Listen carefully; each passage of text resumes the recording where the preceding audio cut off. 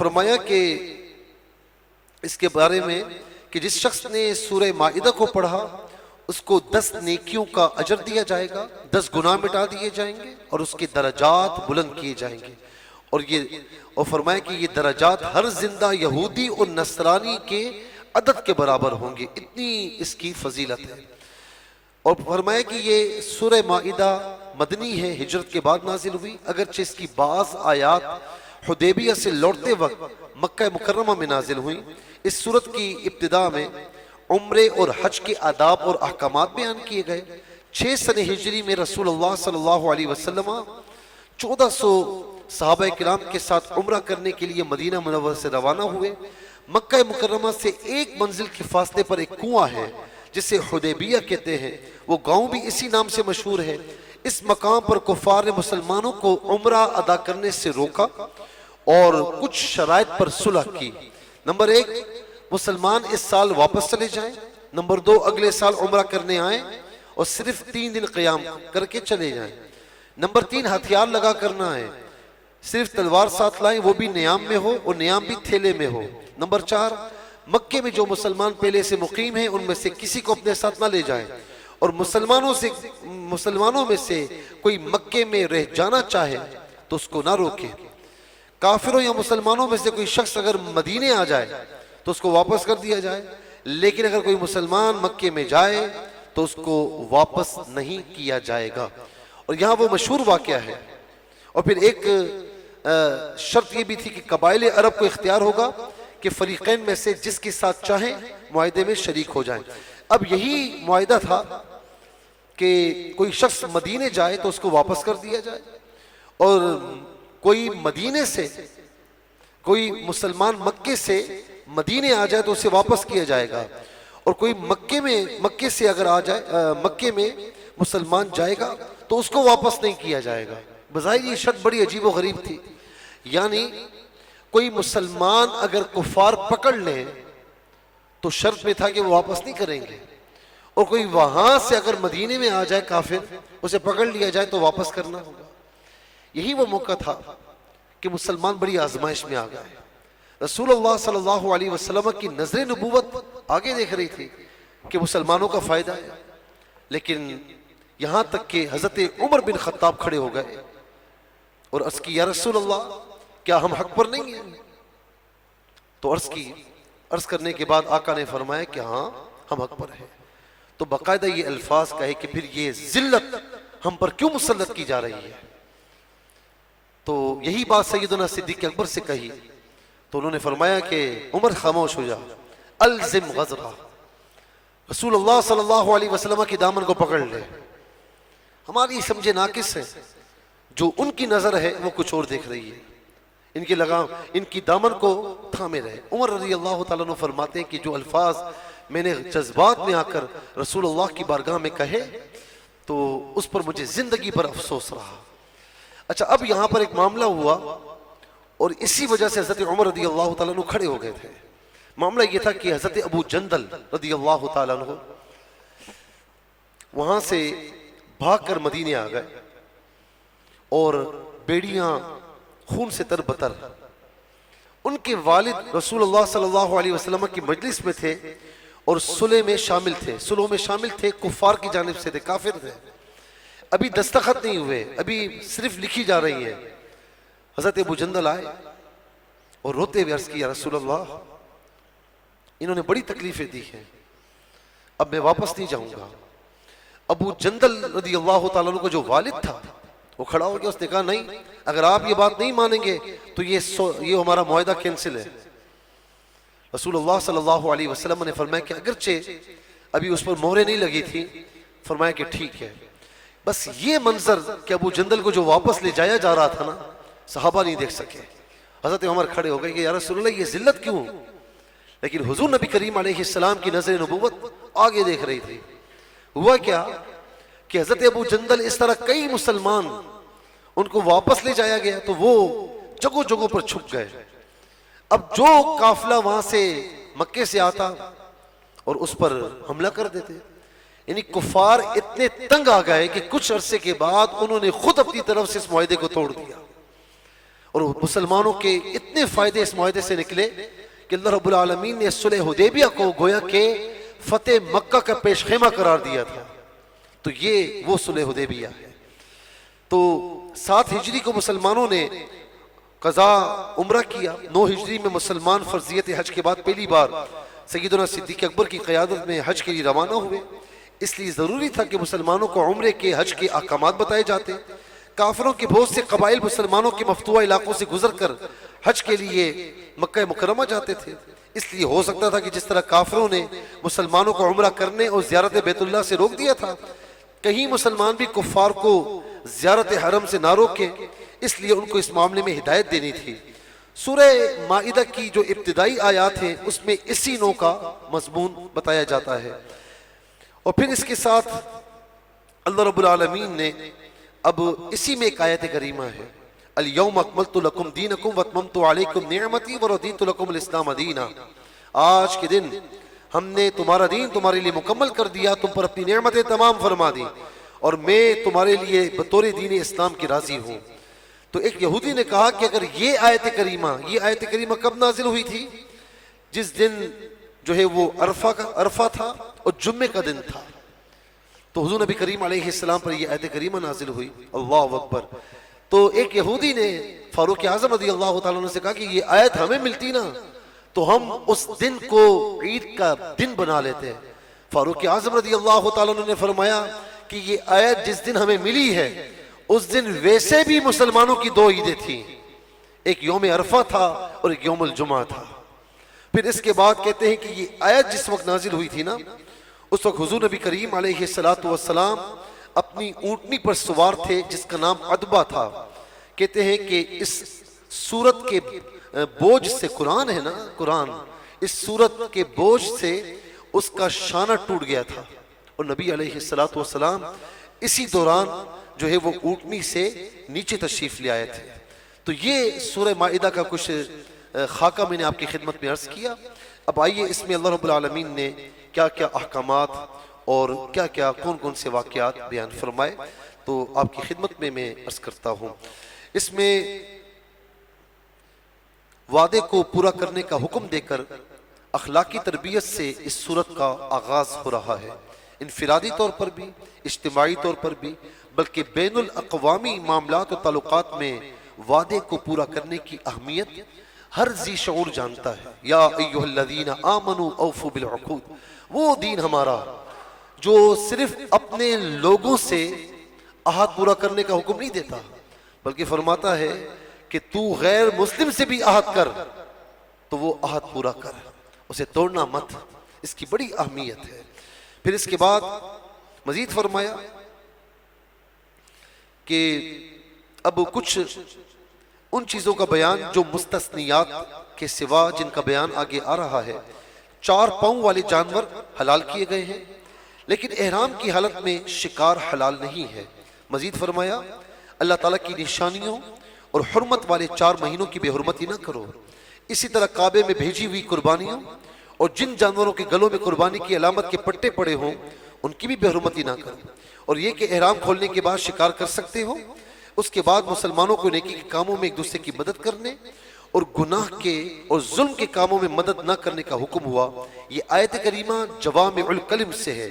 ہر خیر و شر, بھلائی اور برائی کا اس آیت مبارکہ میں بڑے اختصار کے ساتھ تذکرہ کر کے قرآن مجید نے تمام کاموں کے لیے ایک اصول اور ضابطہ یہاں پر بیان فرما دیا.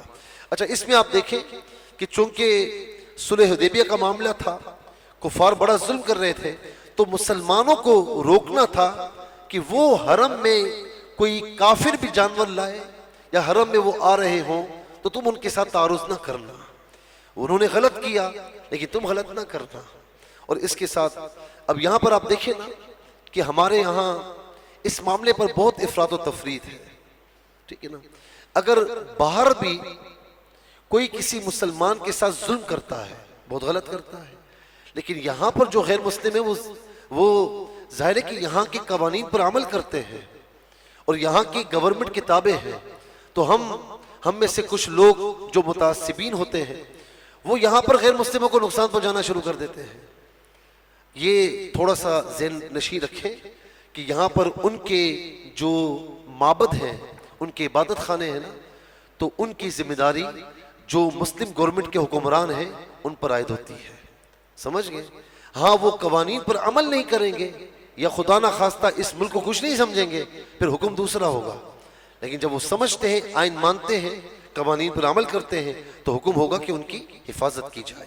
پھر اس کے بعد آیت نمبر 3 میں محرمات قطعیہ کا بیان ہے، جس میں اللہ رب العالمین نے فرمایا کہ حرمت علیکم المیتۃ والدم ولحم الخنزیر۔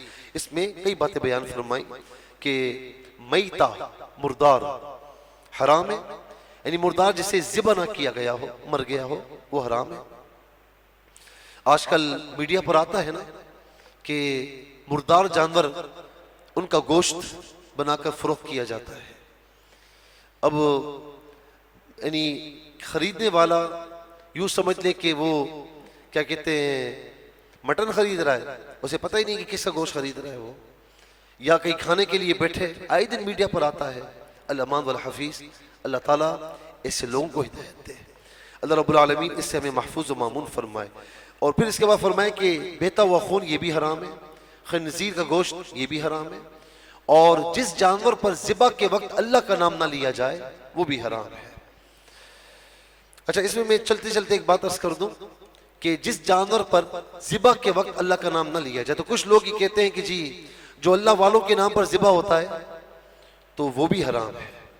یاد رکھیں وہ اللہ والوں سے منسوب ہوتا ہے، جس طرح عقیقے کا جانور ہوتا ہے نا، آپ پوچھتے ہیں کس کا جانور ہے، آپ کہتے ہیں کوئی پوچھتا کس کا جانور ہے، آپ کہتے ہیں میرے بچے کے عقیقے کا ہے، تو آپ کہیں نا اللہ کا ہے، آپ کہتے ہیں نا کہ میں بچے کے عقیقے کے لیے لایا ہوں۔ بقرعید میں جو جانور آتا ہے پوچھتے بھائی کس کا ہے، میرا ہے، آپ کہیں نا اللہ کا ہے، تو منسوب تو آپ کرتے ہیں۔ اسی طریقے سے کسی اللہ والے کی طرف، اللہ کے ولی کی طرف منسوب کرنا کہ یہ میں ذبح کروں گا، اس کا گوشت فلاں اللہ کے ولی کو ایصال کروں گا، یہ ان کی طرف منسوب ہے، تو اس میں کوئی قباحت نہیں ہے، اس میں بے شمار ہمیں مثالیں ملتی ہیں، ٹھیک ہے نا۔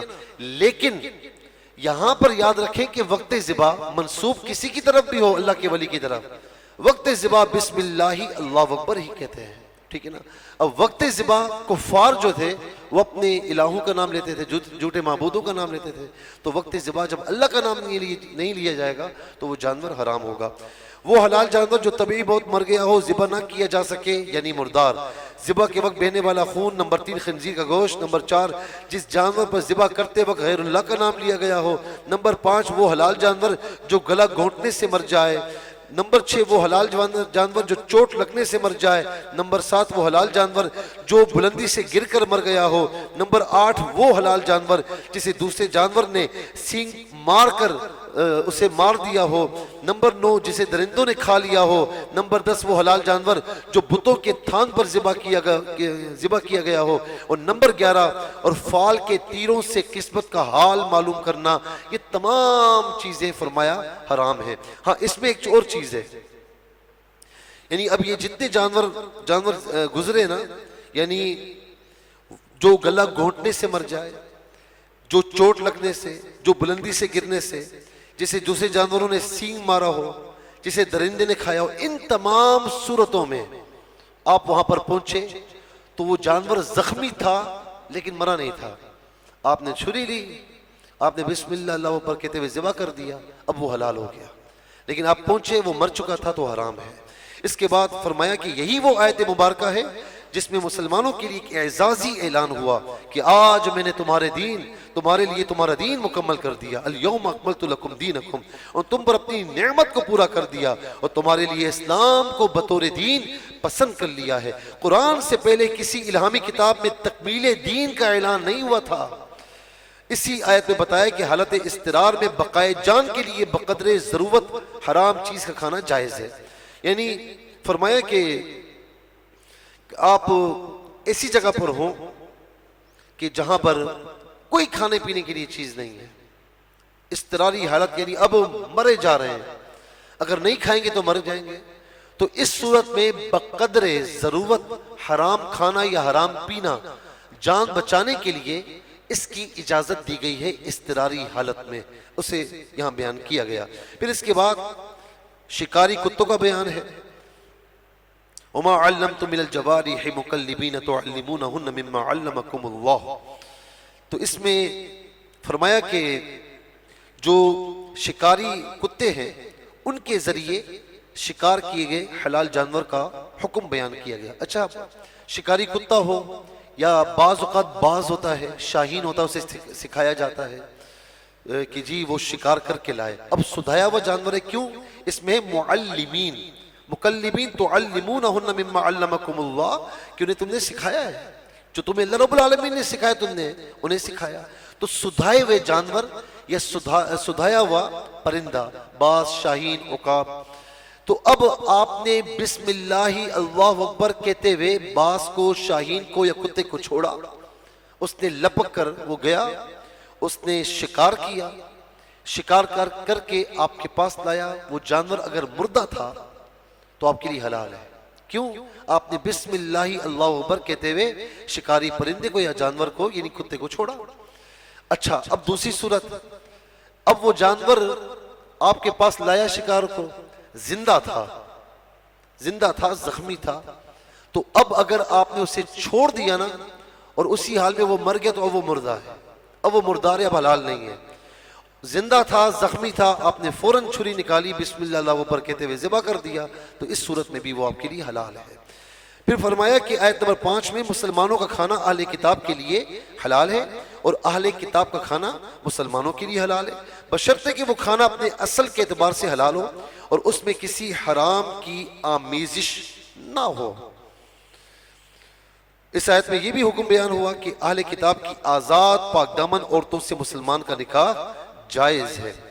یہاں پر دو چیزیں بیان ہیں آیت نمبر 5 میں کہ الیوم احل لکم الطیبات وطعام الذین اوتوا الکتاب حل لکم، کتابیوں کا کھانا تمہارے لیے حلال اور تمہارا ان کے لیے. اب اس میں صورتیں ہیں، اب یہ وہ دور نہیں ہے، نہ اصل اہل کتاب ہیں، کتابوں میں ان کی امینڈمنٹس ہو چکی ہیں، تغیرات تبدیلیاں ہو چکی ہیں، تو اصل کتاب اہل کتاب وہ نہیں ہے. تو اس لیے یہاں پر حکم یہ ہے کہ اہل کتاب میں سے کسی نے آپ کے سامنے جانور ذبح کیا بسم اللہ اللہ اکبر کہتے ہوئے، اللہ کا نام پڑھتے ہوئے آپ کے سامنے جانور ذبح ہوا اور اس کے بعد وہ آپ کی نظروں سے اوجھل نہیں ہوا، اس نے آپ کے سامنے پکایا اور آپ کے سامنے رکھا، تو یہ آپ کے لیے جائز ہے. بات سمجھ رہے ہیں؟ یہ آپ کے لیے جائز ہے. لیکن ذبح آپ کے سامنے نہیں کیا تب بھی وہ آپ کے لیے جائز نہیں ہوگا. ذبح آپ کے سامنے کیا اور اس کے بعد پکانے کے لیے وہ لے گیا، آپ کی نظروں سے وہ گوشت اوجھل ہو گیا، بنا کر لایا، اب وہ آپ کے لیے جائز نہیں ہے. بات سمجھ میں آ گئی؟ اسی طرح وہ چیزیں، وہ پروڈکٹس کے جو کمپنی سے بنی بھی آتی ہیں، کسی غیر مسلم کا اسٹور ہے وہاں پر وہ بیچتا ہے، منوان بیچتا ہے، تو وہ آپ کے لیے جائز ہے. بسکٹس کے پیکٹس آتے ہیں، کولڈ ڈرنکس آتی ہیں، یہ ساری چیزیں جائز ہوں گی. جو چیز وہ خود بناتے ہیں تو اس میں اشتباہ ہے کھانے پینے کی چیز، تو اس میں احتیاط کرنی چاہیے. باقی میں نے آپ کو یہ چیزیں عرض کر دی ہیں. دوسرا یہ کہ پاک دامن جو اہل کتاب عورتیں ہیں ان کے لیے ان سے نکاح جائز ہے. اچھا عیسائی مرد ہو یا یہودی مرد ہو، مسلمان عورت کا اس سے نکاح جائز نہیں ہے، نہ پہلے تھا نہ اب ہے. اچھا اب مسلمان مرد ہے لیکن یہودی عورت ہے یا عیسائی عورت ہے تو اس سے نکاح کو جائز قرار دیا، بشرطے کہ وہ اصل اہل کتاب ہوں. اول تو اصل اہل کتاب نہیں رہے. دوسرا یہ ہے کہ یہ وہ دور تھا جب قرآن نازل ہوا، پکے مسلمان تھے، حضور نبی کریم علیہ السلام سے براہ راست صحابہ کرام فیضان لیا کرتے تھے، تعلیم لیا کرتے تھے. اب دور مختلف ہے، اب نمازوں کے پابند نہیں ہیں، دین اسلام کے احکامات پر مکمل عمل ہی نہیں ہے. مجھے بتائیں، بڑے شاذ و نادر کچھ لوگ ہوتے ہیں جو پورے عامل ہوتے ہیں. وہ کہتے ہیں نا کہ نماز پڑھتے ہیں تو ایک آدھ نماز غائب ہو جاتی ہے، اگر کوئی سنت پہ عمل کرتے تو دوسری سنت پہ عمل نہیں کرتے. یعنی ہمارا حال تو یہ ہے. تو اس لیے اگر کسی نے غیر مسلم سے کتابی سے شادی کی تو مجھے بتائیں کہ اپنے دین کا نہیں پتا، اب اس سے جو اولاد ہوگی کیا سکھائیں گے آپ اسے؟ وہ تو وہی کیپچر کر لے گی. کیوں کہ یہودی عیسائی جو ہوتے ہیں وہ پکے ہوتے ہیں، دین کو پڑھتے ہیں. ایک مسلمان ہے جو دین کو نہیں پڑھتا. ٹھیک ہے نا؟ اچھا وہاں پر کیا ہے؟ وہاں پر حکم اس لیے تھا کہ بھئی مسلمان پکا مسلمان ہے، عورت سے شادی کرے گا ہو سکتا ہے اسے بھی مسلمان بنا دے، آنے والی نسلیں بھی اس میں شامل ہو جائیں۔ یہاں پر وہ بات نہیں ہے، علماء اس لیے منع کرتے کہ اگر آپ نے شادی کی تو ہو سکتا ہے کئی میرے پاس ایسی کالز آتی ہے، باہر سے میرا رابطہ ہوتا ہے، علامہ والحفیظ کسی مسلمان نے شادی کی اور پھر وہی ہو گیا، اب تو دین نہ بچا سکا، اور دین بچا بھی لیا تو اپنی اولاد کا دین نہ بچا سکا، ٹھیک ہے نا؟ تو اسی لیے علماء اکرام منع فرماتے ہیں کہ آج کل کے دور میں یہ اجازت نہیں دی جائے گی۔ پھر اس کے بعد آیت نمبر 6 میں وضو کے 4 فرائض بیان ہوئے، یا ایھا الذین آمنوا اذا قمتم الی الصلاۃ فاغسلوا وجوہکم وایدیکم الی المرافق وامسحوا برؤوسکم وارجلکم الی الکعبین۔ فرمایا کہ اے ایمان والو، جب تم نماز کے لیے کھڑے ہو تو وضو کرو۔ اب یہاں سے بعض ائمہ نے یہ لیا کہ تمہارا وضو ہو نہ ہو، اگر وضو ہے بھی ہے نا تو نماز کے لیے کھڑے ہو، یعنی نماز کا ارادہ کرو تو وضو کر لو۔ لیکن احناف کے نزدیک یہ ہے کہ اگر آپ کا وضو ہے، کر لیا تو نور علی نور ہے، لیکن وضو ہے تو آپ نماز پڑھ سکتے ہیں، آپ کو وضو کرنے کی ضرورت نہیں ہے۔ تو اس میں 4 فرائض اللہ رب العالمین نے یہاں پر بیان فرمائے کہ وہ 4 فرائض کون سے ہیں؟ فرمایا کہ اے ایمان والو، جب نماز کے لیے کھڑے ہونا چاہو تو فرمایا کہ پورے چہرے کو دھونا یہ فرض ہے، یعنی جہاں سے عادتاً سر کے بال نکلتے ہیں نا، اگتے ہیں، یہاں سے لے کر ٹھوری کے نیچے تک، ایک کان کی لو سے لے کر دوسرے کان کی لو تک، یہ چہرے کی تعریف ہے۔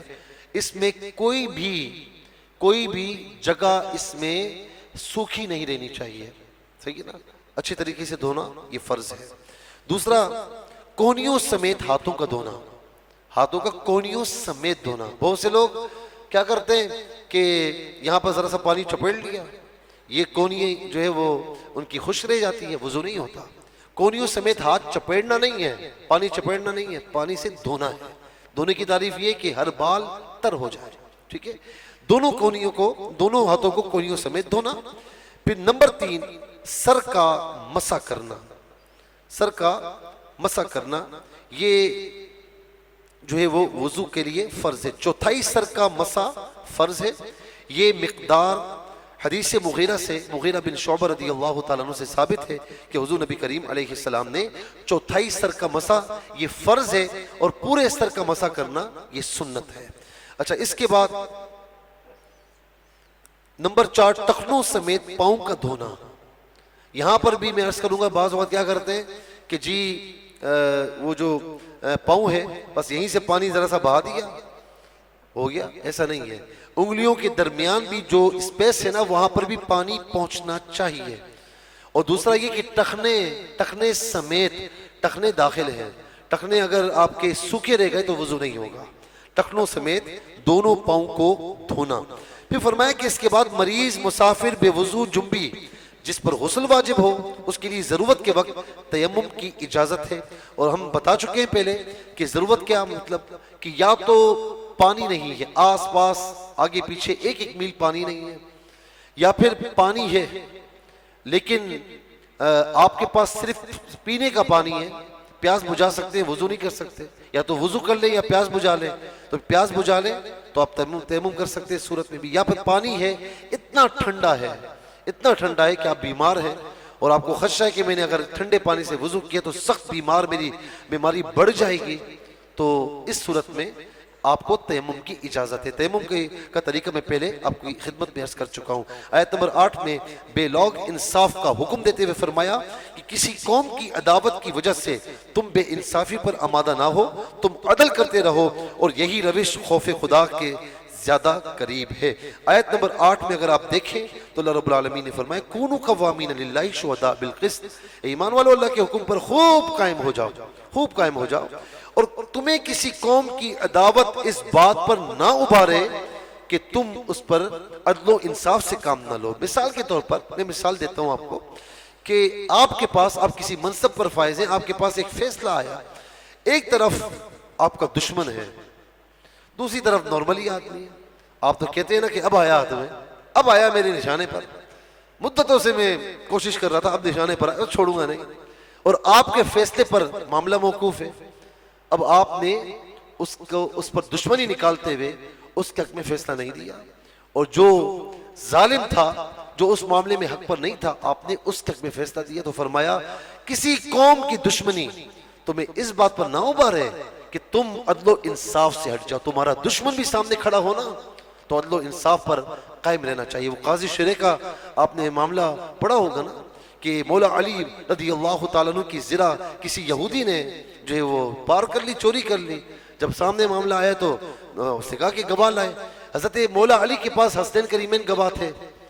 تو قاضی شرح نے کہا کہ میرے نزدیک، کیونکہ وہ بھی مجتہد تھے، قاضی شرح نے کہا کہ میرے نزدیک بیٹوں کی گواہی باپ کے حق میں مقبول نہیں ہے، اور مولا علی کی نزدیک مقبول تھی. دونوں مجتہد، مولا علی کی شان بہت بلند ہے، لیکن قاضی شرح چونکہ قاضی القضات تھے، چیف جسٹس تھے، تو انہوں نے گواہی نہیں مانی. تو پھر حکم یہ ہوا کہ جی زرہ اس یہودی کے حوالے کی جائے. تو جب اس کے حوالے کی جانے لگی تو وہ رونے لگ گیا. اس نے کہا کہ یہ میری نہیں ہے، اور اس نے کہا کہ میں یہ دین قبول کرنا چاہتا ہوں. اور ریزن یہ بتایا کہ کہا کہ جس دین میں بادشاہ اسلام کی عدالت کا قاضی اسی بادشاہ کے خلاف فیصلہ دے دے، وہ دین کبھی جھوٹا نہیں ہو سکتا، اور وہ دامن اسلام کے آغاز